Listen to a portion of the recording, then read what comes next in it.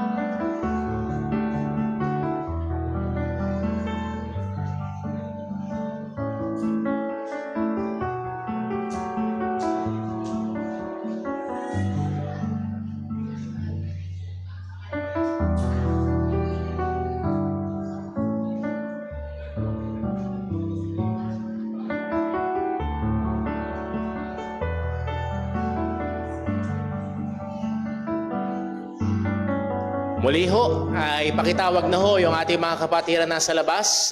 Tayo ho ay magsipasok na. Pati ho yung mga bata, i-training natin sila sa oras ng pagsamba ay dapat nandito sila sa loob. At ang rason lang na sila ilalabas ay kung kinakailangan nga mag-CR, but they need to stay here. Maganda sa bahay pa lang, kausapin na natin sa kanila sila, ipaliwanag natin sa kanila, paunti-unti, Lord willing, ay maunawaan nila ito. At yun ho ay magandang training sa kanila. So muli ho, pakisara na ho yung pintuan.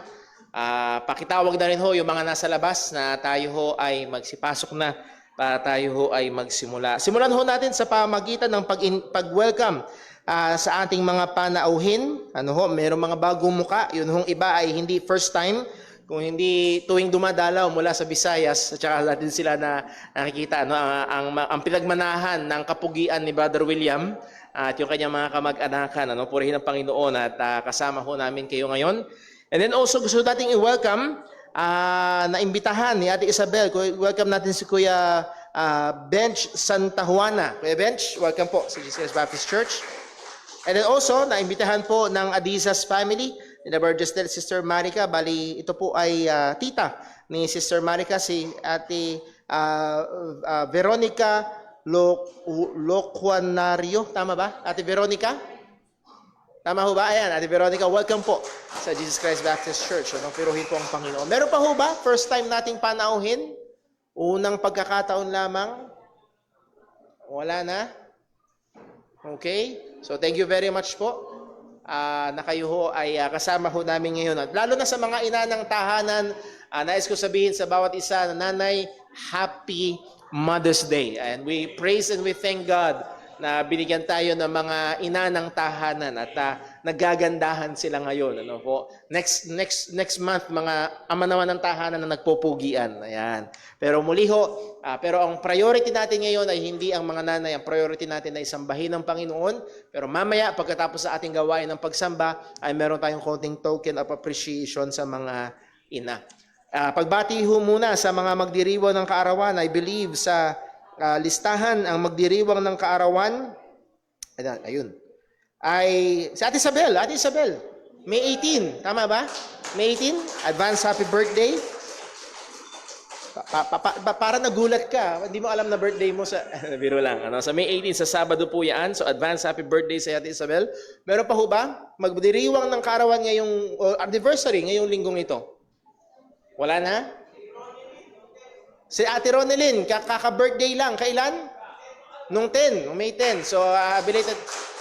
Nakita ko yun eh. Nasaan si Ate Ronelyn? Nasaan ba? Ayun, Ate Ronelyn, nasa labas. May hawak na bata. So, belated happy birthday. Meron pa ho ba?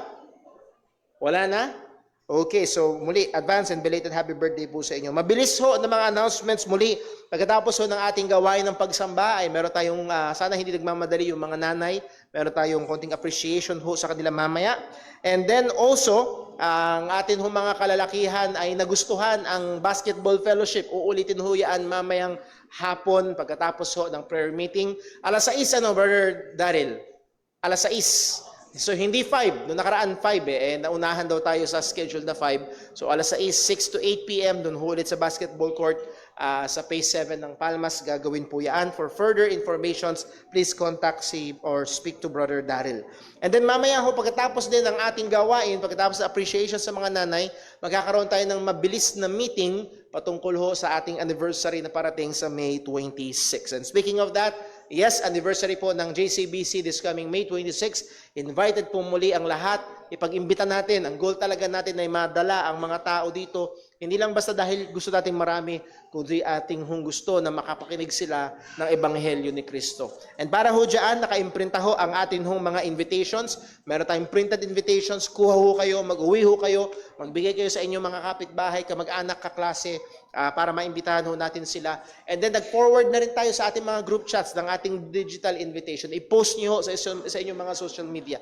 I-send nyo ho sa inyong mga kamag-anak. At isa rin magandang paraan niya, Brother Paul, nasa probinsya yung mga kamag-anak ko eh. Well, kung isang pwedeng gawin ay isend nyo sa kanila yung link ng ating live para makapakinig sila ng pangangaral ho ng salita ng Panginoon. And then lastly,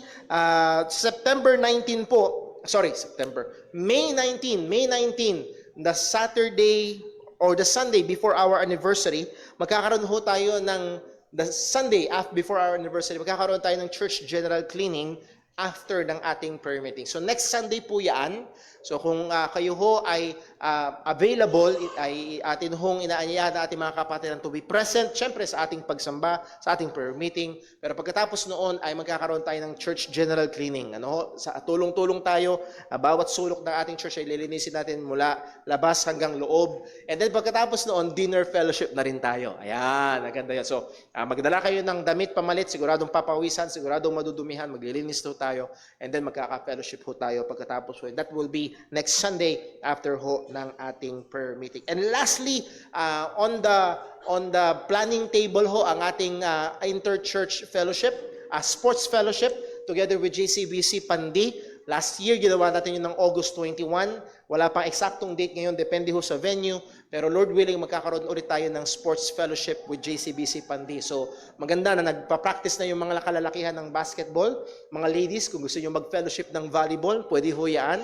At yung mga panglaban natin ng mga board games at iba pa, ay mag-ensayo na dahil muli tayo makikipag-sagupaan sa kanila. Ayan. So muli, wait for further announcement ho para sa schedule ng ating church sports fellowship. Yun ho, ang ating mga announcements. Medyo madami. Sabi ho natin kanina, may meeting mamaya pagkatapos ho ng ating gawain ng pagsamba at pag-recognize ho sa mga nanay. So hopefully ay hindi ho nagmamadaling umuwi ang bawat isa. So that covers our reminders and announcements. Pag-pray ho natin ang mga gawain, tayo maging involved sa lahat ng ito at patuloy na luwalhatiin natin ang ating Panginoon. As of this time, tayo dadako ho sa ating paghahanda sa pagsamba. At dito ho, meron tayo sandali ng personal at tahimik na pananalangin. Hingin natin ng tulong, hingin natin ng paggabay ng Diyos, at lalo't higit, as we have studied kanina, hingin natin ng pagsiyasat ng Diyos sa atin upang tayo ay magsisi sa ating mga kasalanan, upang tayo ay makapagbigay ng katampatang pagsamba sa Panginoon. Para ho dyan, tayo ho ay dumako sa isang tahimik at personal na pananalangin. Let us pray.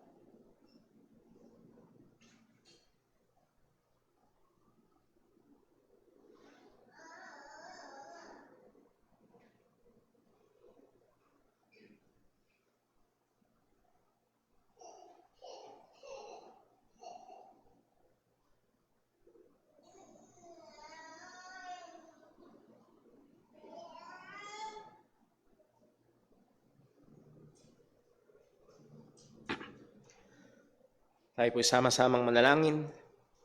Panginaming Diyos, aming Ama sa langit, kami po ay lumalapit sa iyo sa pamamagitan ng aming Panginoong Hesukristo. Una sa lahat, O Diyos, kami ay nagpapasalamat sa napakarami mong biyaya sa amin, sa iyong kabutihan, Panginoon, na hindi namin kayang bilangin. O Diyos, tunay, bawat hininga namin, Panginoon, ay biyaya mo. Hindi kami karapat-dapat. Ang sabi ng iyong salita, ang kabayaran ng kasalanan ay kamatayan.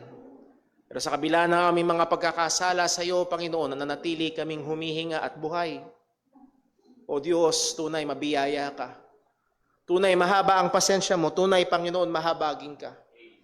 At awa, O Diyos, ang kahabagan mong ito, ang kabutihan mong ito ay huwag abusuhin, kundi ito'y tunay na magtulak sa amin sa pagsisisi at pananampalataya sa Ebanghelyo ni Kristo. Lord, salamat sa kaligtasan sa pamamagitan ni Jesus. Salamat sa kapatawaran, kabayaran ng aming mga kasalanan sa pamamagitan niya. Salamat sa buhay na walang hanggan dahil sa Kanya. Lord, dalangin ko po kagaya ng amin na pag-aralan kayo ng umaga. Nawa ang aming mga buhay, Panginoon, ay maging palamuti sa mga katotohanan na ito na aming sinasampalatayanan. Patawad, O Diyos, sa mga pagkakataon na nabibigyan dungis namin ng Ebanghelyo. Patawad po sa mga pagkakataon na ang aming mga salita, pamumuhay, gawa, kaisipan, desires, O Diyos, ay hindi nakalinya sa iyong mga katotohanan. Nawa tulungan mo kami, Panginoon, na bawat aspeto at bahagi ng aming buhay ay makapagbigay luwalhati sa iyo. Ama, ang bawat isang naririto ay may iba't ibang kabigatan, iba't ibang problema, at maaaring merong naririto, O Diyos, na merong taglay na karamdaman. Lord, tulungan mo nawa kami na ang mga ito, O Diyos, ay hindi maglayo sa amin sa iyo. Do'y lalong magpakita, Panginoon, kung gaano kami kahina hiwalay sa iyo. Kung gaano kami kadesperadong nangangailangan ng biyaya mo. Lalo kaming itulak na mga problema at mga kabigatan na ito palapit sa iyo. Lalo kami maging masipag sa panalangin. Lalo kami maging masipag sa iyong salita. O Diyos, saliksikin mo rin nawa kami sa anumang mga kasalanan. Patawad po sa aming mga nagawa na hiwalay sa iyong kalooban. Paalala mo sa amin na wala kaming pwedeng itago sa iyo. Ang ultimong laman ng aming puso ay maliwanag na hayag sa iyong harapan. Kami, Panginoon, tumitingin kay Kristo lamang para sa kapatawaran ng aming mga kasalanan. At sa lahat ng aming gagawin, O Diyos, ikaw po nawa ang gumabay. Ikaw po nawa ang maluwalhati at maitaas. At patuloy, Panginoon, ang papuri ay sa iyo lamang. Dalangin namin itong lahat sa ngalan ng aming Panginoong Hesukristo. Amen. Basta po tayong lahat na tayo po'y umawit sa ating Panginoon.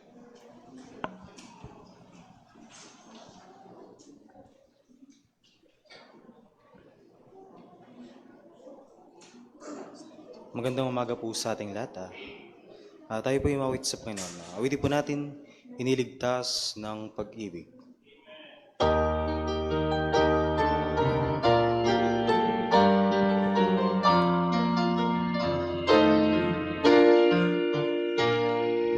Buhay mo ay may dinig sa salay lugmo. At walang makasakit buhat sa paglubog. Ngunit ininig ng Diyos ang aking pag-ibig, at ako'y iniligtas ng pag-ibig. Pag-ibig niya ang nagligtas.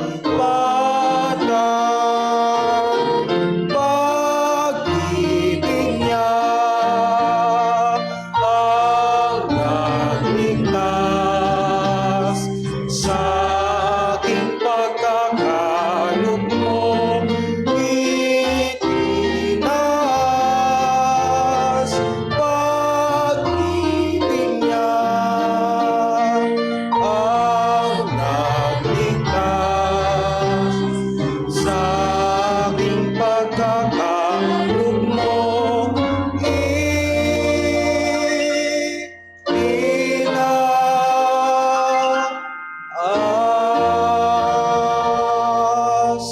Taong makasalanan, manalig kay Jesus.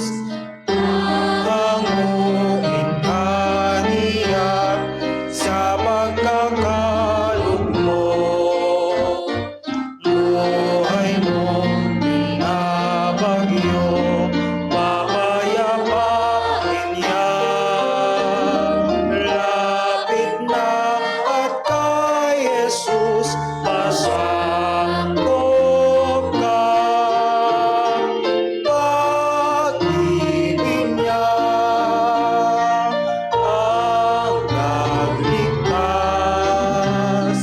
sa ating pagkakalugmok.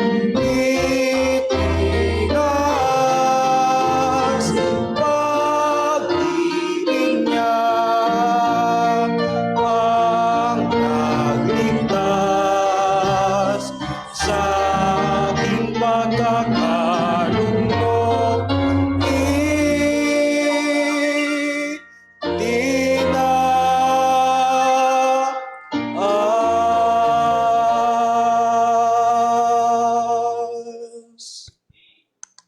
Tayo po'y manatiling natayo para po sa pagkakaloob.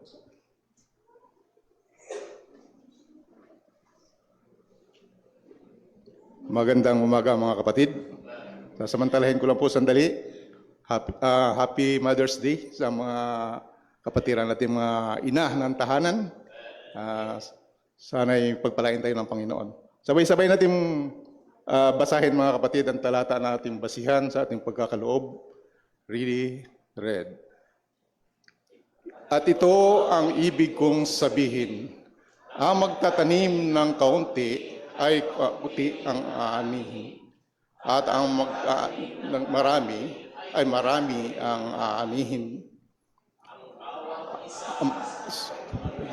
Ayon sa pinasya ng kanyang puso, hindi mahihiyay o magpilitan lamang sapagkat iniibig ng Diyos ang nagbibigay. Kaya ng Diyos na pagkalooban kayo masagana, magpapala lahat ng bagay upang maging masagana kayo sa lahat ng uri ng mabuting magawa at pinupunan ng lahat ng mundong sa tuwina. Tayo po'y manalangin. Aming Amang nasa langit, nawa Panginoon sa sandaling ito, Panginoon, ay Ikaw, Panginoon, ay aming mabigyan ng papurit, pasasalamat, Panginoon, sa lahat po ng mga biyayang iyong ipinagkaloob sa amin, Panginoon. Salamat dakilang Diyos sa buhay at sa kalusugan, Panginoon, na iyong pong pinagkaloob, Panginoon, sa amin. Sa mga material na bagay, Panginoon, alam namin dakilang Diyos na Ikaw ang pinagmulan nito, Panginoon. Kaya dakilang Diyos, sa sandaling ito, kami po ay mag-alay, Panginoon, sa iyong banal na harapan, Panginoon, upang ito, Panginoon, ay maging katanggap-tanggap sa iyo, Panginoon. Linisin mo po ang aming mga puso't isipan, Panginoon. Bigyan mo kami, Panginoon, ng pusong handang magbigay, Panginoon, na ito, Panginoon, ay ikasaya, Panginoon, ng aming mga puso, Panginoon, habang kami ay nagbibigay, Panginoon. Ama, ang pira na malilikom, Panginoon, naway ito'y maging kagamit-gamit, Panginoon, sa iyong gawain, Panginoon, sa dakong ito, Panginoon. Pagpalain mo po ang bawat isa, Panginoon, na makapag-participate, Panginoon, sa gawain na ito, Panginoon. At alam namin, dakilang Diyos, hindi mauubos, Panginoon, ang iyong biyaya, Panginoon. At ikaw, Panginoon, ang pinagmulan nito, Panginoon. Kaya nararapat lamang, Panginoon, na kami ay magbigay, Panginoon. Alang-alang po sa iyong pong gawain, Panginoon, sa dakong ito, Panginoon. Pagpalain mo po kami, Panginoon. Maging sa aming pakikinig, Panginoon, ng iyong pong salita. Hamunin mo kami, Panginoon. At ganoon din po, Panginoon, sa mga tao na nandito, Panginoon, na hindi pa nakakilala, Panginoon, sa iyo, Panginoon. Hamunin mo, Panginoon, at iligtas mo po, Panginoon. Patagpuin mo po, Panginoon, sa umagang ito, na ikaw lamang, Panginoon, ang tanging daan at ang iyong ginawa doon sa krus ng Kalbaryo, Panginoon, ang siya pong nararapat sampalatayanan, Panginoon, sa bawat tao, Panginoon. Kaya dakilang Diyos, Ikaw ang magbigay ng karunungan, unawa, Panginoon, sa bawat isa sa amin, Panginoon, ngayong umagang ito, Panginoon. Sa iyo po namin pinagkakatiwala, Panginoon, ang sandaling ito, Panginoon. Kaya dakilang Diyos, ikaw ang malayang kumilos, Panginoon, sa aming kalagitnaan ngayong umagang ito. Maraming salamat po sa pangalan ni Kristo Jesus. Ito po kami samot dalangin. Amen. Amen.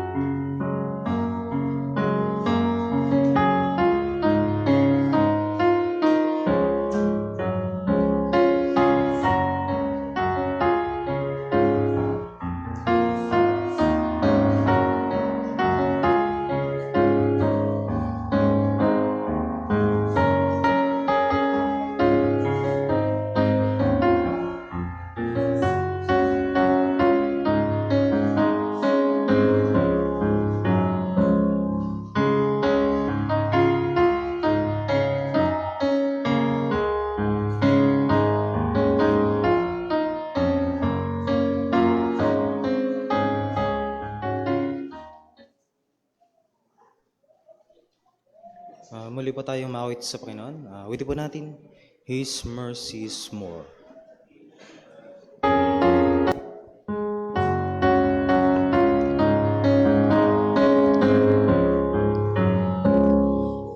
Love could remember no wrongs we have done. All nations all knowing, He counts not their sum. Thrown into a sea without bottom or shore. Our sins they are many, His mercy is more. What patience would wait as we constantly roam. What Father so tender is calling us home. He welcomes the weakest, the vilest, the poor. Our sins they are many, His mercy is more. Praise the Lord, His mercy is more.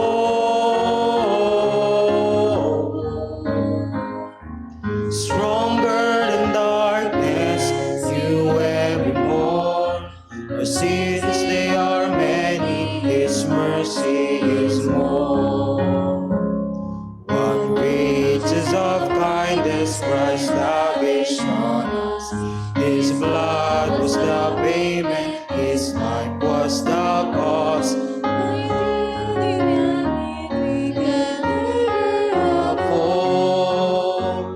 Our sins they are many, His mercy is more. Praise the Lord, His mercy is more. Stronger than darkness, new every morn. Our sins they are many, His mercy is more. Praise the Lord, His mercy is more.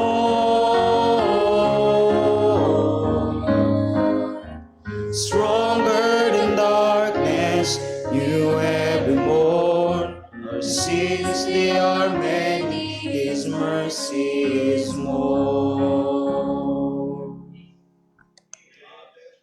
Tayo po ay musting lahat para po sa pagbasa ng salita ng Diyos.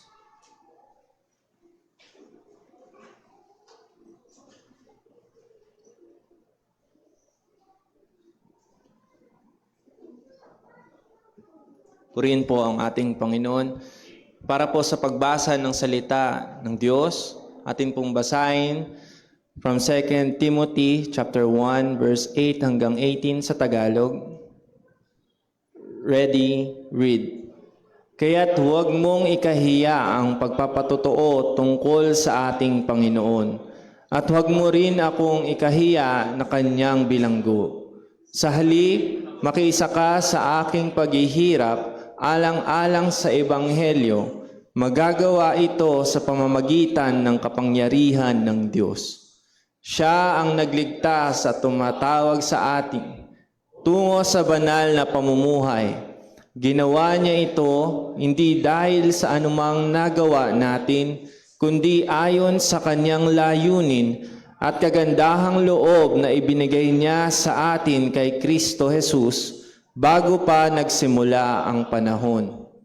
Nahayag na ito ngayon nang dumating si Kristo Jesus na ating tagapagligtas. Ginapin niya ang liwanag ng buhay na walang kamatayan sa pamamagitan ng Ebanghelyo. Dahil sa Ebanghelyong ito, ako'y itinalagang tagapangaral, apostol at guro. Ito rin ang dahilan ng aking mga pagdurusa. Ngunit hindi ako nahihiya sapagkat kilala ko ang aking sinasampalatayanan at ako'y nagtitiwalang maiingatan niya hanggang sa araw na iyon ang aking ipinagkatiwala sa kanya. Gawin mong halimbawa ang mga aral na narinig mo sa akin at magpatuloy ka sa pamumuhay sa pananampalataya at pag-ibig na bunga ng ating pakikipag-isa kay Kristo Jesus. Ingatan mo ang mabuting bagay na ipinagkatiwala sa iyo sa tulong ng banal na Espiritong nananahan sa atin. Alam mong iniwan ako ng lahat ng nasa Asya, kabilang sa kanila sina Pigelio at Hermogenes. Pagpalain nawa ng Panginoon ang sambahayan ni Onesiforo, sapagkat maraming pagkakataong dinamayan niya ako, at hindi niya ako ikinahiya kahit na ako'y isang bilanggo. Noong siya'y dumating sa Roma, pilit niya akong hinanap hanggang matagpuan niya ako. Kahabagan nawa siya ng Panginoon sa araw na iyon. Alam mo naman kung paano niya ako pinaglingkuran sa Efeso.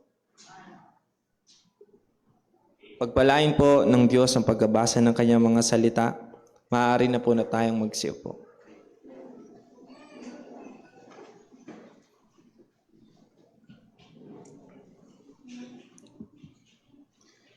Tayo dadako sa ating pag-aaral ng salita ng Panginoon.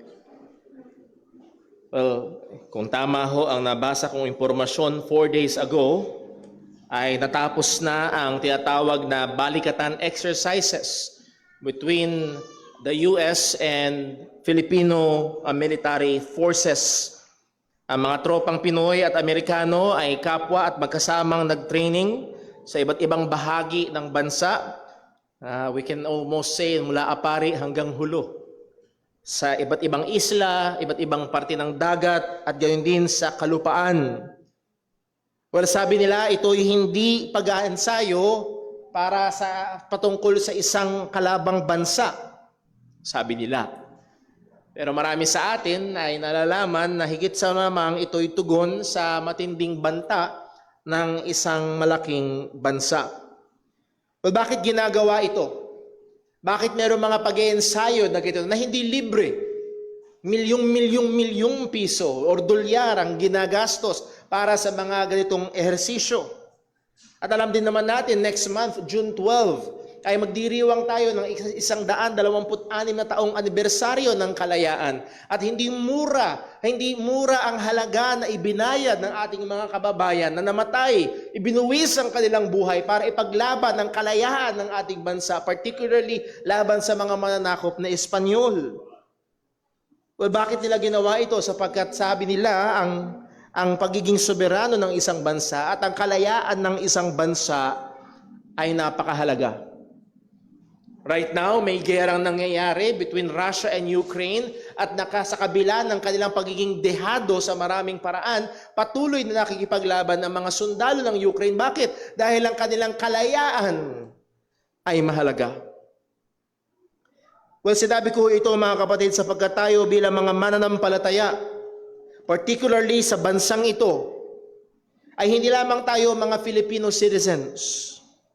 Tayo sa biyaya ng Panginoon, ang sabi ng salita ng Diyos, nung tayo nanampalataya sa Ebanghelyo ni Kristo, tayo ay nilipat sa kaharian ng ating Panginoong Jesus. We are citizens of Christ's kingdom. Tayo yung mga mamamayan ng langit, sabi ng salita ng Diyos. Mamamayan tayo ng langit habang tayo ay nandito sa lupa. At bilang kanyang mga mamamayan, tayo ay binigyan ng katungkuran. Ang katungkulan na ingatan, ang isang napakahalagang bagay, oo, we can say na ito'y mas mahalaga pa sa kalayaan ng isang bansa. Tayo ay tinawag at binigyan ng katungkulan na ingatan, ipreserba at ipagtanggol ang ebanghelyo ng ating Panginoong Hesukristo. At kagaya ng sinabi ho natin last Sunday, ang atin hong anniversary sa May 26 is about the gospel. Therefore, I've decided na ang ating mga pag-aaral, itong mga leading to our anniversary is all about the gospel. Last Sunday, pinag-aaralan natin, no other gospel. Meron lamang iisang ebanghelyo. Meron lamang iisang paraan ng kaligtasan. Hindi marami, hindi tayo malayang pumili ng ating gusto, hindi tayo malayang gumawa ng ating saling kaparaanan. Isa lamang ang daan patungo sa Diyos. Isa lamang ang daan patungo sa langit. At kailangang siguraduhin ng bawat isa sa atin na tayo ay nasa daan na yun. At sana ho naging maliwanag last Sunday, hindi relihiyon. Hindi ang ating sariling kabutihan, kundi ang bugtong na anak ng Diyos na kanyang isinugo, Diyos na nagkatawang tao, ang ating Panginoong Hesukristo na matay sa krus ng Kalbaryo para sa ating mga kasalanan at muling nabuhay. Yun ang ebanghelyo. At yun lamang ang kapangyarihan ng Diyos sa ikaliligtas. At itong ebanghelyong ito, itong tanging paraan ng kaligtasan, ay binigay sa atin, pinagkatiwala sa atin, at bilang mga mananampalataya nito ay may katungkulan tayo na ito'y ingatan at ipagtanggol. Bago tayo magpatuloy, tayo muna ay manalangin. Panginaming Diyos, aming Ama sa langit, hindi namin kaya, kami mahina, ang nakatahang kasalanan sa amin ay naririto pa rin. Kailangan namin ang iyong biyaya upang magawa namin ang katungkulang ito. At salamat, O Diyos, sapagkat sangayon sa iyong salita, nakatahan sa amin ng banal na Espiritu. Tulungan mo kaming tumingin sa iyo. Gamitin mo ang mga katotohanan ng iyong salita upang hamunin kami. At gayon din, mahabag ka sa mga wala pa sa pananampalataya kay Kristo. Sa lahat ng ito, Panginoon, maluwalhati ka. Tulungan mo ang iyong abang lingkod. Dalangin namin ito sa ngalan ng aming Panginoong Jesus. Amen.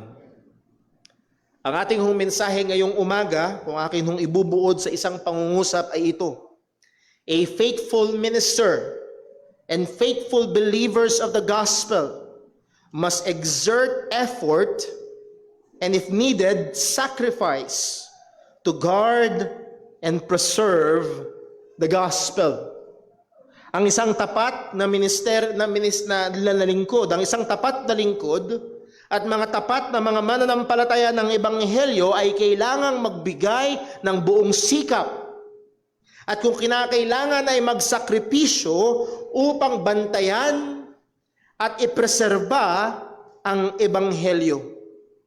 Kung inyong nakita ho sa ating binasa kanina sa chapter 1 verse 8 ng 2 Timothy, tinawag ni Apostol Pablo, pinaalalahanan niya ang batang manggagawa na si Timoteo bilang lingkod ng ebanghelyo na maging willing, maging handa na kung kinakailangan siya ay magbata ng pagdurusa alang-alang sa ebanghelyo ni Kristo.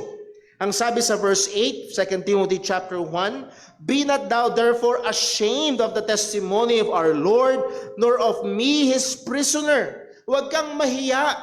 Huwag mo tong itago. Huwag mo tong ikubli. Magpatuloy ka sa pagpapatotoo sa ngalan ni Kristo.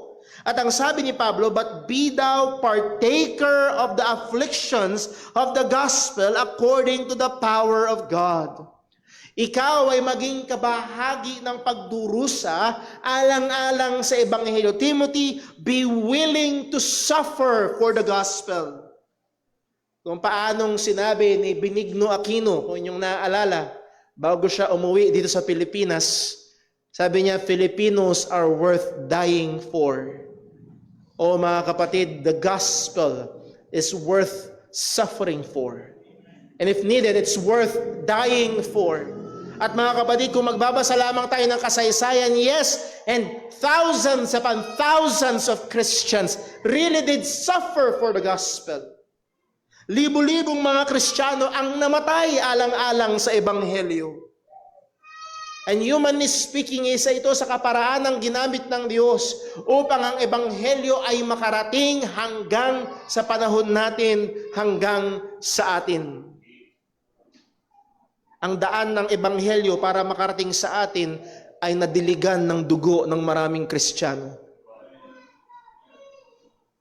Ang sabi ni Pablo sa verse number 12 kay Timothy, 2 Timothy chapter 1 verse 12, "For the which cause I also suffer these things." Si Pablo din naman, hindi siya exempted.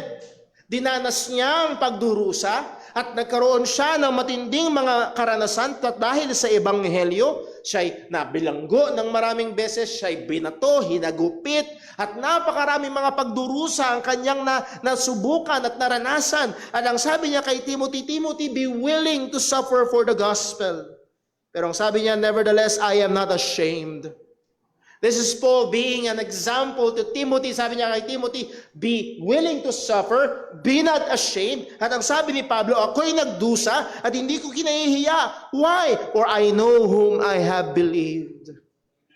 Kilala ko ang aking sinasampalatayan, and I'm persuaded that He is able to keep that which I have committed unto Him against that day. Pinagkatiwala ni Pablo ang kanyang sarili, pinagkatiwala ni Pablo ang kanyang kaligtasan sa Panginoon lamang. Si Pablo ay mayroong first-hand experience sa mga dakilang pagdurusa alang-alang sa Ebanghelyo. At narito ang katotohanan, ang Diyos ay tapat na hindi niya pababayaan ang kanyang mga mananampalataya kahit dumaan sa maraming pagdurusa, kahit dumaan sa apoy ng pagdurusa alang-alang sa Ebanghelyo. Ang sabi ng 1 Peter chapter 1 verse 5, ang bawat tutunay na Kristiyano ay iniingatan ng kapangyarihan ng Panginoon.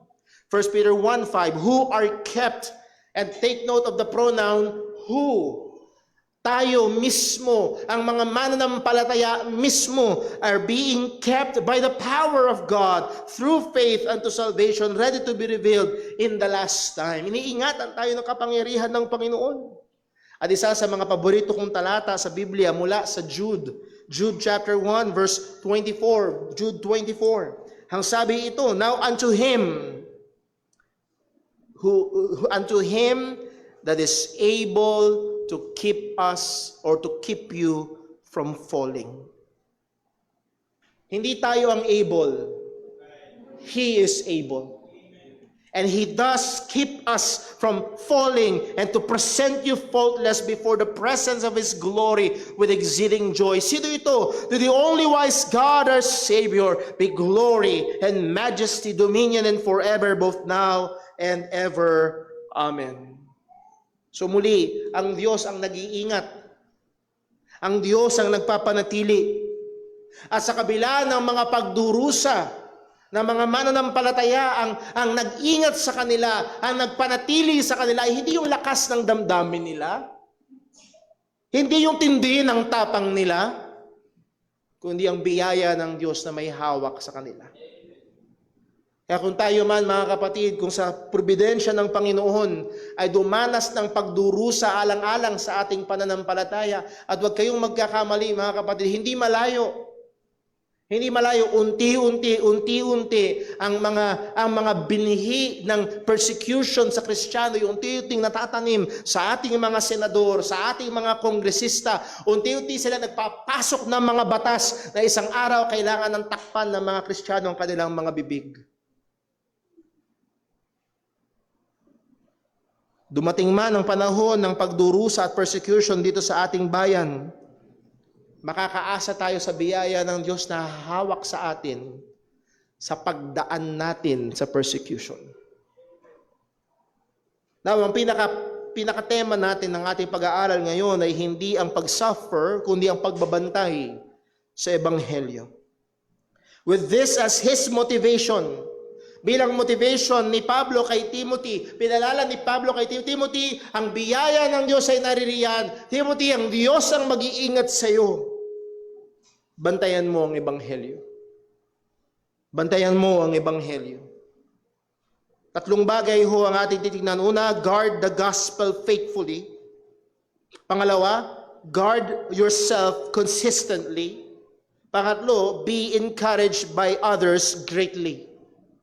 So una, tignan natin, guard the gospel faithfully. Sa verse 13 ng 2 Timothy chapter 1, ang sabi ni Pablo kay Timothy ay ito, hold fast the form of sound words which thou hast heard of me in faith and love which is in Christ Jesus. That word hold fast meaning to keep, to not let go, to be in constant possession. Mag-exert ka ng effort, Timothy, na huwag mong bitawan. Timothy, huwag kang papayag na mawala sa iyo. Bantayan mo, ingatan mo. Alin ang iingatan ni Timothy? Ang sabi ni Pablo, ang iingatan niya ay hindi ang tradisyon, ang iingatan niya ay hindi ang relihiyon, ang iingatan niya ay yung form of sound words. That word form, pag titignan niyo ho yung Greek, meaning the sketch or the drawing plan or the outline. The outline of sound words, the outline of healthy. Na ibig sabihin ng word na sound ay healthy, ibig sabihin walang sakit. Not deformed, not sick, not contaminated, not polluted, not compromised. Ingatan mo, Timothy, ang outline, ingatan mo, Timothy, ang mga doktrina, ang katotohanan ng Panginoon na pinagkatiwala sa iyo. Huwag mo hayaang mawala, huwag mong ikompromiso, huwag mong ipagpalit, huwag mong iiwanan, patuloy mong bantayan ang mga katuruan na natanggap mo mula sa akin, sabi ni Pablo. Note, the admonition to hold fast, ang pagsasabi ni Pablo kay Timothy to hold fast, meaning kailangan niya mag-exert ng effort. Bakit? Hindi ito isang bagay na basta nandyan lang. That means darating ang panahon na may masusubukan na ito ay tatanggalin sa iyo. Maaaring dumating ang tukso, naaalukin ka. Pwede mo bang ipagpalit ang Ebanghelyo? Bibigyan ka ng mga alok na pera, ng kasaganaan, ng iba't ibang mga bagay para talikuran mo ang Ebanghelyo. At mga kapatid, sad to say, ang kasaysayan ng Kristyanismo ay kalat ang mga kaso na kung saan mga mangangaral ng Ebanghelyo maaari nagsimula ng maayos, pero pinagpalit ang Ebanghelyo sa kasikatan, pinagpalit ang Ebanghelyo sa kapangyarihan, pinagpalit ang Ebanghelyo sa kayamanan. Hindi lamang mga mangangaral, kundi mga mananampalataya ng Ebanghelyo. So ang sabi ni Pablo, hold fast. Huwag mong bibitawan. Bantayan mo, Timothy, ang Ebanghelyo. Pagdating sa verse 15, basahin natin sa ESV, ang sabi sa verse 15, you are aware that all those who are in Asia turned away from me, among whom Phygelus and Hermogenes. Sinaysay ni Pablo dito na merong nag-turn away, merong tumalikod. Particularly gusto kong bigyan pansin, hindi tumalikod sa Ebanghelyo, pero tumalikod kay Pablo. Notice yung palagyan niya sinasabi, wag mo akong ikahiya. Bakit? Nasaan si Pablo? Nasa kulungan? Ang bihira. Yung mga ngaral niyo nakakulong. Wow! ngayon, meron tayong mga alam na mga leader ng mga relihiyon na may kaso. Yes? Huwag natin pag-usapan kung tama o mali yung kanilang katuruan, pero yung leader nila ay may kaso at wanted, malaking sampal yun sa kanila. Tama ho ba? At parang kahiya-hiya sabihin na, ay, member ako nung church na yung leader namin wanted. Nakuha niyo ho? At ganun yung dating. Si Pablo ay mangangaral ng ebanghelyo at narito ang mga mananampalataya. They turned away from Paul. They became ashamed of Paul. At pinangalanan ni Apostol Pablo si Phygelius at si Hermogenes. By the way, ang sabi dito, Asia, all who are in Asia, hindi yan kasama Pilipino, nasa Asia tayo. Hindi. Hindi ito Asia as in the continent, o hindi ito ay Asia na part ng Turkey. Particularly kung nasa ng Ephesus. At nasaan si Timothy nung sinulatan siya ni Pablo? Nasa Ephesus. Timothy, naranasan ko na yung mga taga-Ephesus, iniwan ako. Naranasan ko. At higit sa malamang, wala tayong ibang impormasyon tungkol kay Phygelius at kay Hermogenes, pero higit sa malamang, itong dalawang ito ay mga leaders sa church. Figures sa church. Maaaring mga naging kamanggagawa ni Pablo, nakasama niya sa gawain. But they turned away. Iniwan nila si Pablo nung nakulong na siya. Ikinahiya nila si Pablo nung nakulong na siya. Pero ang admonition ni Pablo kay Timothy, balik tayo sa verse 14, but continue thou. Timothy, magpatuloy ka in the things which thou hast learned and hast been assured of, knowing of whom thou hast learned them. Timothy, magpatuloy ka sa mga katotohanan na yan. Timothy, huwag kang liliko, huwag kang aalis, huwag kang bibitaw. Bantayan mo ang ebanghelyo, magpatuloy ka sa mga katotohanan na yan, sapagkat ito'y nakabigyan mo na ng kasiguraduhan, tiyak ka sa mga katotohanan na ito, at isa sa mga kadahilanan ay alam mo kung kanino mo ito natututunan. Alam mo kung kaya ito galing. Timothy, hindi ito galing sa mga huwad na tagapagturo. Timothy, ang ebanghelyo, ang mga katotohanan na iyong natanggap ay galing sa lehitimong tagapagturo ng Diyos. Isinugo mismo ni Jesus. Una yun, sino yun? Si Pablo. Si Pablo na isinugo bilang mensahero ng ebanghelyo. Si Pablo na isinugo bilang tagapagturo as we have read kanina. Pero hindi lamang ho yun. Kung babalik tayo ng kaunti pa sa mga verses before the verses that we read sa 2 Timothy chapter 1, minention ni Apostol Pablo ang dalawang figure sa buhay ni Timothy na nagkaroon ng malakas na impluwensya at naging mahusay na instrumento ng Diyos para sa pananampalataya ni Timoteo. Sino yun? Si Lola at si Mami. Ang sabi sa verse 4 ng 2 Timothy chapter 1, ang sabi ni Pablo kay Timothy, greatly desiring to see thee. Mga kapatid, for just 1 minute, bigyan nila akong pagkakataon, merong kaisipan sa ilang mga Kristiyano ngayon, it's just Jesus and me. Wala akong kailangan na iba. Well, narito si Pablo, ang sabi niya, greatly desiring to see thee. Kailangan natin ang ating mga kapwa mananampalataya. Maganda na meron kang tunay na mga kaibigang Kristiyano. Na pag ika nga, gera na, barilan na, may kasama ka.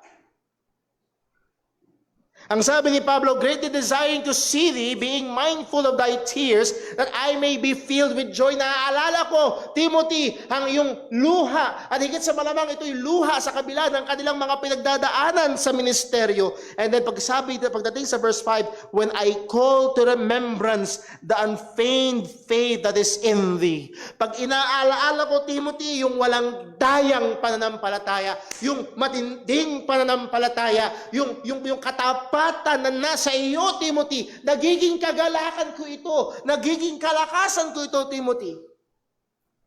Pero may sinabi si Pablo, which dwelleth first in thy grandmother Lois and thy mother Eunice. itong matinding pananampalataya ni Timothy, na kung saan siya ay naging matinding instrumento ng Ebanghelyo, na siya ay nagbata ng pagdurusa alang-alang kay Kristo. Itong pananampalataya pala na ito ay merong pinagmulan.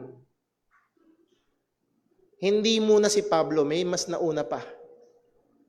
Yung lola at yung nanay. At dahil Mother's Day ngayon, let me give attention sa mga lola at nanay. Mga lola at nanay, taas ang kamay. Mga lola at nanay. Remember these names. Lois and Eunice. Si Lola Lois at si Mami Eunice. Hindi sila sumama sa mission trip. Hindi.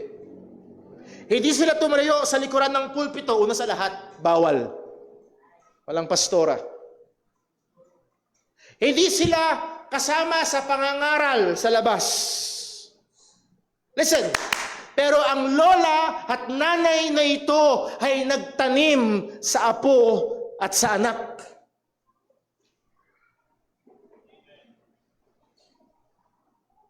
Napakalaking pribilehiyo, oportunidad at responsibilidad, mga lola at nanay. Hindi lang ho nyo responsibilidad na pakainin at pag-aralin ng mga bata.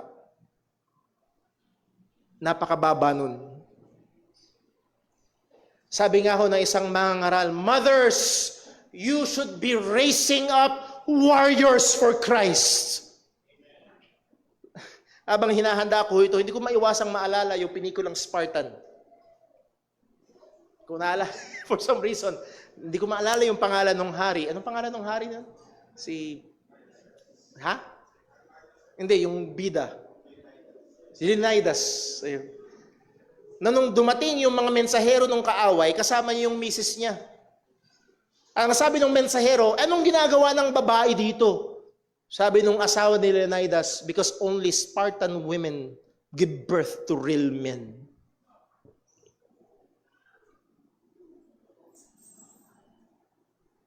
Mothers, yes, malaking responsibilidad, pero ang laking pribilehiyo na meron kayong oportunidad na habang maliit pa, inyong turuan, inyong taniman, inyong ipakilala sa inyong mga anak ang dahilan kaya sila buhay.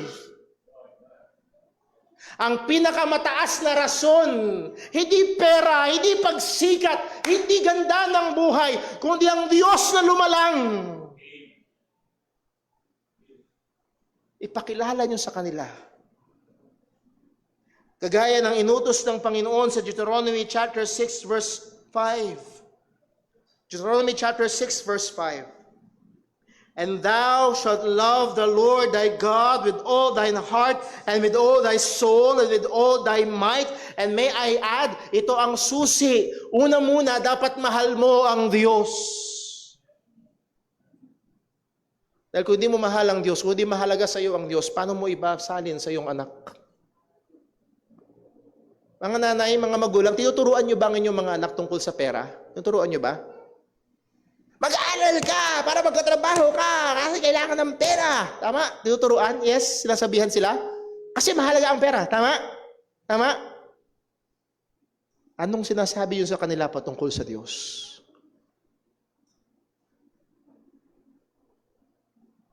Tinuturuan ba natin sila patungkol sa Panginoon? At ang gusto kong makita nyo ho, narito sa tala ng Biblia, ang pangalan ng dalawang babae, isang lola at isang nanay na naging malaking instrumento sa buhay ng isang mangangaral na sumama kay Apostol Pablo, nakapalit ni Apostol Pablo at patuloy na nagpagamit sa Panginoon sa maraming kaparaanan. Ando ng isang lola at isang nanay. Kayo ho ay may malaking oportunidad at responsibilidad. Mothers, you have a big role para magtanim ng katotohanan patungkol sa Diyos, para itanim ang kahalagahan ng Ebanghelyo ni Kristo sa inyong mga anak sa susunod na henerasyon. Huwag niyo sabihin, ayan dyan naman yung mga teachers sa Sunday School, once a week lang sila nakakasama dito sa church. At yung iba sa inyo, 24/7 kasama niyo ang inyong mga anak. Oh, ang laking oportunidad. At nawa, dumating ang panahon, who knows, Lord willing, ang inyong anak, kung paano sila gagamitin ng Diyos. Ay tatayo sila at magbibigay patotoo, mga kapatid, salamat sa Diyos. May lola ako, may nanay ako, at tinuro sa akin si Kristo. Ladies, again, moms, therefore, mga nanay, therefore, kayo ho ay kailangang lumalim sa pagmamahal at lumalim sa pananampalataya at kaalaman patungkol sa Diyos. Nakuha niyo ho? Kayo ho ay dapat lumalim sa pagmamahal at kaalaman patungkol sa Diyos dahil hindi niyo ho maitatanim sa inyong mga anak kung wala sa inyo. At sa mga young people na babae, young people, ay, sa mga nanay lang yan. Well, wag ka magsimula pag may asawa ka na o may anak ka. Magsimula ka ngayon. Habang bata ka pa, mag-imbak ka na ngayon ng mga katotohanan ng Panginoon, magpakalalim ka sa pagmamahal at pagkakilala sa Diyos, at pag dumating ang time na niloob ng Diyos na may sarili ka ng mga anak, anak, ipapakilala ko sa iyo si Kristo. Ngayon pa lang, magsimula ka na. Not just for the ladies, but also for the men. Hindi sinasabing kasalanan maglaro, pero wag puro laro. Maglaan ka ng panahon sa Diyos. Kailangan to ng magiging pamilya mo sa hinaharap. At may mga oportunidad ang kasalukuyan ng magulang. So, ang sabi ni Pablo kay Timothy, Timothy, hold fast. At sa pagiging matibay ni Timoteo sa paghawak at pagbantay sa Ebanghelyo, merong dalawang impluwensya na tumutulong sa kanya, ang nanay niya at ang lola niya. At napakaganda kung tayo, sa biyaya ng Diyos sa mga ina ng tahanang naririto, ay maging instrumento ng Panginoon para sa ganong bagay. Ang sabi sa verse 14, again, balik tayo sa verse 13. Hold fast at the form of sound words which thou hast heard of me in faith and love which is in Christ Jesus. Verse 14, that good thing which was committed unto thee, keep by the Holy Ghost which dwelleth in us. Itong mabuting bagay na pinagkatiwala sa iyo. Actually, sabi ni Pablo, itong bagay na ito na pinagkatiwala sa kanya, kung titingnan natin sa 1 Timothy chapter 1 verse 11, according to the glorious gospel and blessed God which was committed to my trust. So ang ebanghelyo na pinagkatiwala kay Pablo ay siya ring ebanghelyo na pinagkatiwala kay Timothy. At ang sabi ni Pablo kay Timothy, that good thing which committed unto thee, keep. Bantayan mo. Ingatan mo. At ang gusto ko lang bigyan pansin dito, by the Holy Ghost which dwelleth in us. Hindi ito palakihan ng muscle. Hindi ito padamihan ng pera. Hindi ito palakihan ng pangalan. At ang tanging parahan para manatili tayong malakas na nag-iigat ng Ebanghelyo, ang kalakasan ay manggagaling sa banal na Espiritu. Hindi yung patibayan at palakihan ng dibdib. Kailangan natin ng kapangyarihan mula sa Diyos sa pamamagitan ng banal na Espiritu, hindi sa ating sarili, kundi galing sa Kanya upang maingatan ng Ebanghelyo. At mga kapatid, muli, maraming patotoo ang kasaysayan because for hundreds of years, even thousands of years, marami ng mga emperador at mga hari na nagsubok na wasakin at walisin ang ebanghelyo. Pero nananatili pa rin ang ebanghelyo ni Kristo. Hindi dahil mahusay ang mga tao, hindi dahil malakas ang mga Kristiyano, kundi dahil merong banal na spiritong nakatahan na nag-iingat, nagbibigay kapangyarihan. Pero narito ang dalawang bagay. Yes, nandiyan ang banal na spirito, pero paulit-ulit na sinasabi ni Pablo kay Timoteo, Timothy, keep it, guard it, exert effort. Kailangang bantayan. Number 2, Timothy must not only guard the gospel, but he must guard himself consistently. Kailangan bantayan ni Timothy ang kanyang sarili. Ang sabi sa verse 15, this thou knowest that all they that which are of Asia be turned away from me, of whom Pygelius and Hermogenes. This thou knowest, alam to ni Timothy, seemingly to indicate na mayroong first-hand information or witness si Timothy patungkol sa bagay na ito. Higit sa malamang, kasama si Timothy, ni Pablo, at nung time na yon nakita niya kung paano ang mga taga-Ephesus ay tumalikod. Na kinahiya si Apostol Pablo. Ang sabi ni Pablo sa chapter 4 verse 16 ng 2 Timothy, at my first answer, no man stood with me, but all men forsook me. I pray God that did not be laid to their charge. At napakagandang sinabi sa verse 17, pero hindi natin pupuntahan. Again, iniwan siya, tinalikuran siya, hindi ang ebanghelyo, pero ikinahiya ang mga ngaral. At binigyan pa ng example ni Pablo si Timothy na handun si Pygelius at si Hermogenes. Sabi ko nga ho kanina, wala tayo halos alam patungkol sa kanila. Sa dami-dami ng pwedeng sabihin sa Bible, narito ang dalawang pangalan na tumalikod. Yun lang ang alam natin sa kanila. Nang iwan. Ikinahiya si Pablo. Muli, maaaring itong dalawang ito ay kasama nila sa gawain, maaaring sila ay mga pastor din sa mga iglesia sa Ephesus, hindi natin alam. Pero they are prominent enough for Paul to mention them. Now, ang gusto kong makita ho natin dito, ito ang example ng mga tao na tumalikod. Timothy, kilala mo sila? Timothy, alam mo to. Higit sa malamang, Timothy, nagkasama-sama tayo at sila'y tumalikod. At ito'y magandang paalala kay Timothy na dapat niyang bantayan ng kanyang sarili. Bakit? Si Timothy hindi exempted. As I've said last Sunday, hindi immune ang church natin sa false gospel. At wala ring manggagawa na immune sa kasalanan. Kahit si Brother Paul ay mukhang Superman sa mata ni Sister Jonah. Hindi ako Superman. Ang manggagawa ay tinatablan din. At ang bawat Kristiyano ay pwedeng tablan din. Pwedeng humanghina, pwedeng matukso, pwedeng magkasala, pwedeng bumagsak. At narito ang pagbibigay paalala ni Pablo kay Timothy. Timothy, nakita mo sila. Timothy, bantayan mo ang sarili mo.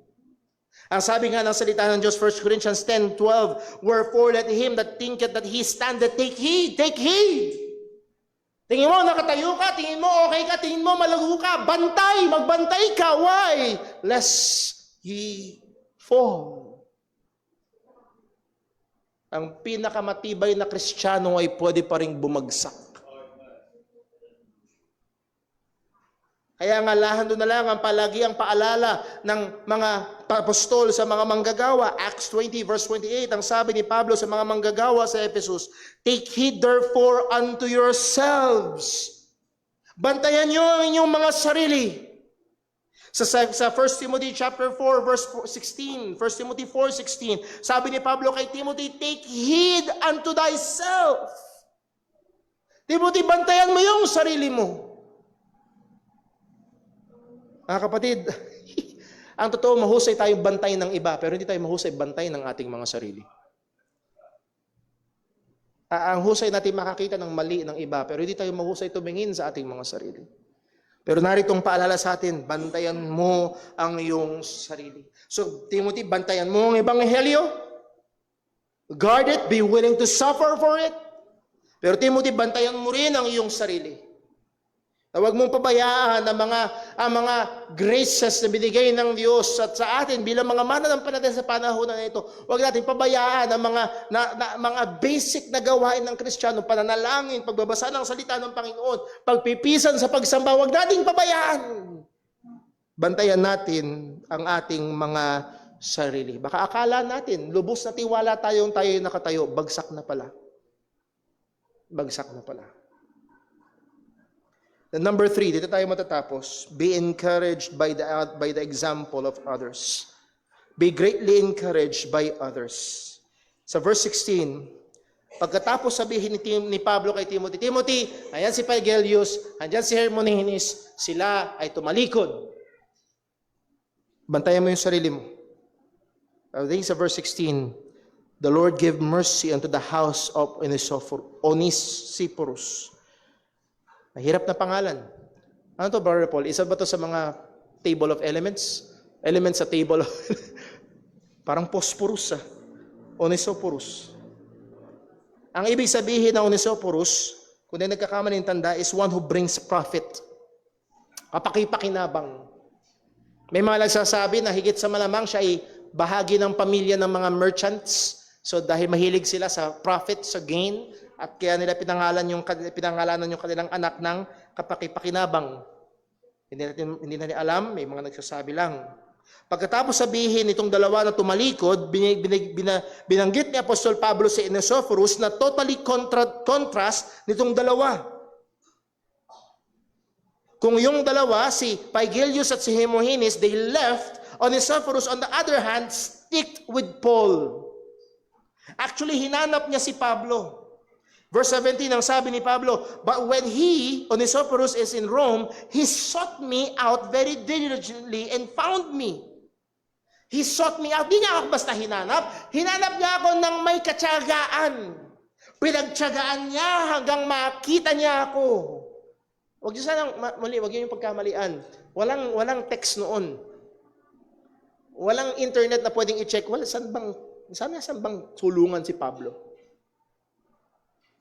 Hinanap niya si Pablo at maaaring hindi niya alam ang itsura ni Pablo. Maaari. Kasi walang Facebook noon na alam mo itsura. So hinanap niya si Pablo ng mainam. He diligently sought me. Anong ginawa niya kay Pablo? Pagdating sa verse 18, the Lord grant unto him mercy unto him that he might find mercy of the Lord in that day. Why? And in how many things he ministered unto me at Ephesus, and thou knowest very well. Kung doon sa Ephesus, tinalikuran siya, merong isang partikular na lalaking sinabi si Pablo. Itong si Onesiphorus, he sought me, hinanap niya ako, he refreshed me. Binigyan niya ako ng kasarawaan. Sa verse 16, nalaktawan pa natin, the Lord give mercy unto the house of Onesiphorus, for he oft refreshed me and was not ashamed of my chains. Hindi niya ako ikinahiya. Pinagministeryuhan niya ako, tinulungan niya ako. At ay maging magandang encouragement sa atin. Mga kapatid, kung paano sa mga nanay na maaaring hindi kayo ang tatayo sa likuran ng pulpito, pero pwede kayo maging malaking impluwensya sa future na tatawagin ng Diyos ng mga mangangaral. Pero maaaring ikaw ay hindi pastor at hindi tinawag ng Diyos bilang mangangaral, pero maaari kang isang maging kagaya ni Onesiphorus na anong gawain? Refresher, helper, supporter, encourager ng mga manggagawa. Maaaring ito ang ministeryo na binigay sa iyo ng Panginoon. At narito ang isang magandang halimbawa na kailangang tularan ni Timothy. Ang taong nagngangalang si Onesiphorus. At nawa mga kapatid, magandang paalala sa atin ng Panginoon sa Hebrews chapter 6 verse 10. Ang sabi ni Pablo, ang sabi ng writer ng Hebrews, for God is not unrighteous to forget your work and labor of love, which ye have showed toward his name, and in that ye have ministered to the saints and do minister. Ang Diyos daw ay hindi matuwid. That's a long way of saying ang Diyos ay matuwid. At dahil ang Diyos ay matuwid, hindi niya kakalimutan ang iyong mga paglilingkod. Hindi niya kakalimutan ang inyong mga gawa ng pag-ibig. And guess what? Itong lalaking si Onesiphorus, hindi kakalimutan ng Diyos ang kanyang ginawa sa lingkod ng Panginoon. Yes, maaaring hindi recorded sa Bible ang isamang salita ni Onesiphorus. Maraming salita si Pablo na ginamit ng Diyos para under the inspiration of the Holy Spirit para maibigay sa atin ang salita ng Panginoon. Recorded ang mga pangangaral ni Pedro, recorded ang mga pangangaral ni Pablo sa Book of Acts, pero walang isamang salita na recorded mula kay Onesiphorus. Pero narito, ang gawa ni Onesiphorus ay hindi kakalimutan ng Panginoon. So muli, hindi mo kinakailangan mag-viral para maging kagamit-gamit sa Panginoon. Maaari kang maging instrumento ng Diyos na katulong, katuwang, kaagapay ng mga manggagawa. So sino man sa atin, saan man tayo tinawag ng Panginoon, ay dapat kabahagi tayo sa pagbabantay ng Ebanghelyo. Wala ka man sa front lines, maaari ikaw yung tagadala ng bala. Naalala niyo ho nung World War II, ay, parang kailan lang, ano? Alala nyo. Alam nyo ho ba nung World War II? Yes, karamihan ng kalalakihan nasa gera. Hindi naman unlimited yung bala nila. Sino yung mga nasa pabrika na gumagawa ng mga tangke, mga bala, mga eroplano at bomba? Yung mga babae. Doon nagsimula ang pagpasok ng mga kababaihan sa workforce. Dati rin ang mga babae ay nasa bahay, pero nung pumating ang gera, sumasok sila sa mga factories, na mga paggawa ng mga sandata. And then natapos na ang gera, bumalik na ang mga kalalakihan, nagstay ang mga babae sa Again, that's a different pero ang punto ko lang ho, historically speaking, lumalaban sila sa barilan sa front lines, gumagawa ng bala yung mga kababaihan. Maaring wala ka sa front lines, pwedeng ikaw yung taga-tulong, taga-hatid ng tubig, taga-panalangin, suporta, encouragement sa mga manggagawa ng Panginoon. Therefore, lahat tayo ay may bahagi sa pagbabantay ng Ebanghelyo. Mula sa pinakabata hanggang sa pinakamatanda, lalaki man o babae, let's work together in guarding the gospel. Let's pray. Pag naming Diyos, aming Ama sa langit, salamat po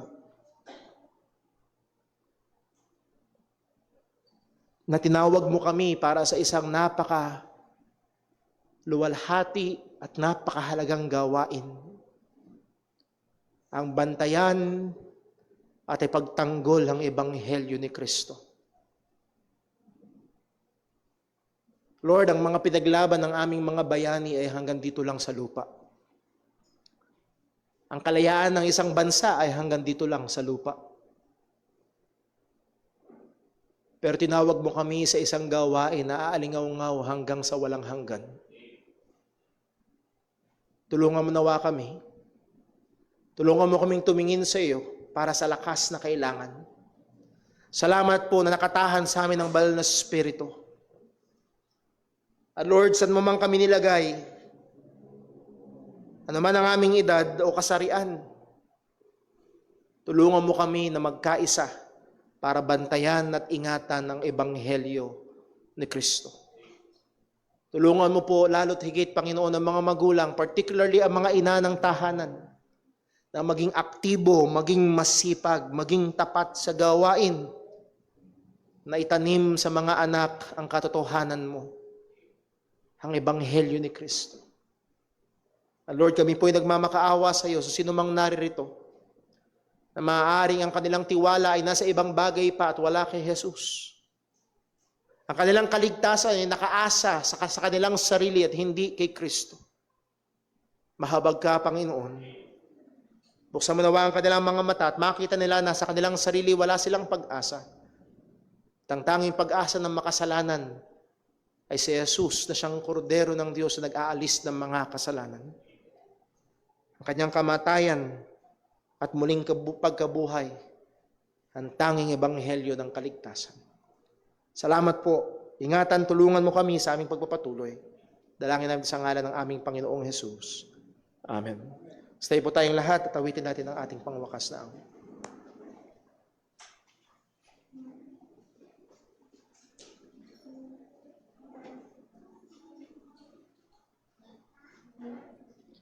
Tayo po imawit sa Panginoon. Awitin po natin, I know whom I have believed.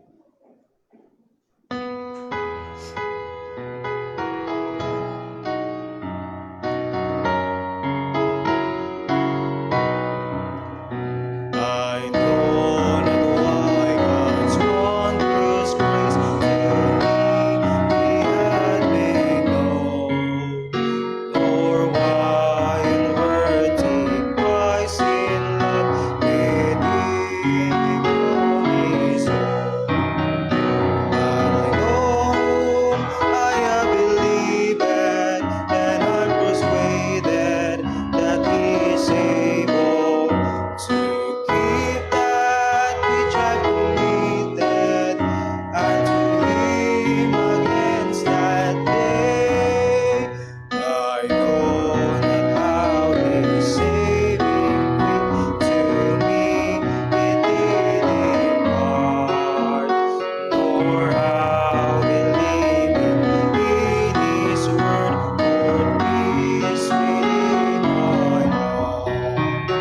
I know who I believe, and I'm persuaded that He is able to keep that which I've committed unto Him against that day.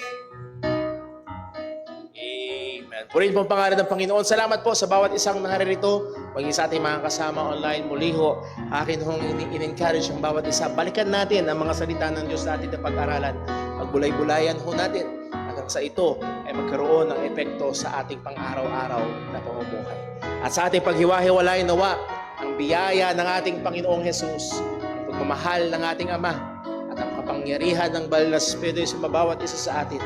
Pagtulong-tulong tayo na bantayan at ipamuhay ang Ebanghelyo. God bless po. Magandang tanghali.